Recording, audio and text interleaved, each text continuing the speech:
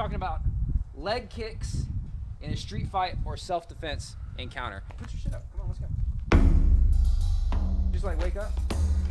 His back is so wide. Y'all see how wide his back is? How'd you get your back so wide, Cliff? I don't know, man. I think a lot of damn pull-ups or something. Man. Pull-ups. Cliff is like a champion caliber kickboxer. Wicked kicks. Boom. That hurts like hell. He goes so soft, but his shins are made of iron. But if you notice, Cliff has like a classic kickboxing style kick. Watch what he does with this hand when he kicks here, right? Boom. Throws that hand back. Why? For extra power, right? That's why we did extra power. So we're going to talk about a different variation. If I'm in a street fight or self-defense encounter, I don't have several rounds to wear down a guy's leg. That's a great strategy. Boom, hammer this guy's leg. Boom, and slow him down and win on points. We don't have that kind of time. Instead of throwing this hand back, what we're working on today is posting with the right hand. Now, what this can look like, it can look off like a combo. I go 1, 2, 3, 2, and I'm keeping this hand in his face where it doesn't matter, right? Boom, boom, boom. It can be this hand. It could be literally on his face, on his chest. It could be part of a punch, right? So we go boom, boom, boom. This could be a punch and a kick. This could be a hard punch. It could be a fake punch just to get him to pick his hands up. He picks his hands up like this, and that means he's not punching back.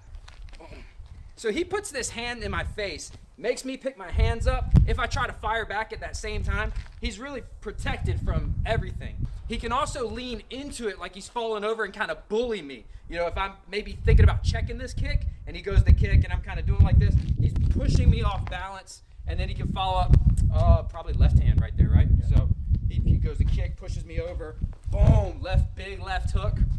But just the idea is that we can't say, ha, boom, boom, boom, bing, boom. We don't have this kind of time. We're talking a street fight, self-defense encounter. You've got to end this shit like now, because his friends are coming or the cops are coming or whatever.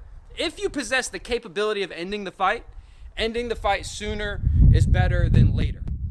In a combat sport context, that's not always the case. You know, if you don't have like knockout power, wearing them down with leg kicks or whatever. But street fight, self-defense, get this shit done. So post through, and you're protected, instead of trying to like kill this leg. Now, here's the thing. If you've got a really killer leg kick, what's probably gonna happen when you kick them, or even when you start to kick them in the legs, is you go to kick them in the legs, go ahead, right? They're gonna start doing this, right? This is like green light, that left, after your right kick, you throw your left hook, right? Boom, that we talked about earlier. They're gonna drop their hands, they're gonna start to back up, they're gonna start to do like this. If they're an untrained fighter, if they've not studied martial arts or practiced MMA or kickboxing or whatever, or maybe he kicks the shit out of me, right?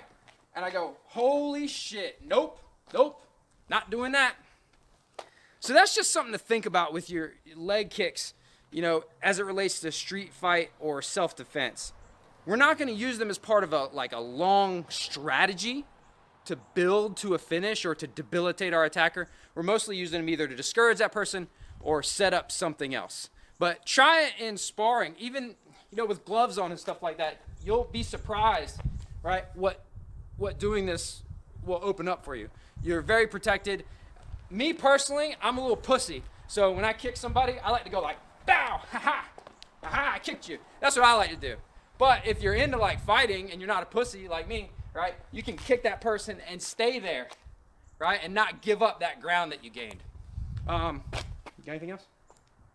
Yeah, that's a good posting. It's pretty good. Like when someone does a kick right here, my counter is going to be a right hand.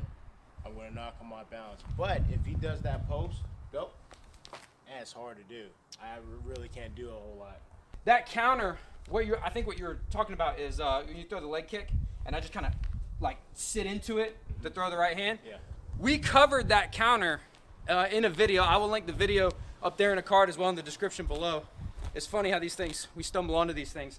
That counter, throwing that right hand straight down the pipe, as opposed to he throws the kick and me checking or something like that. Because we kind of want to stay strong. We want to stay based out.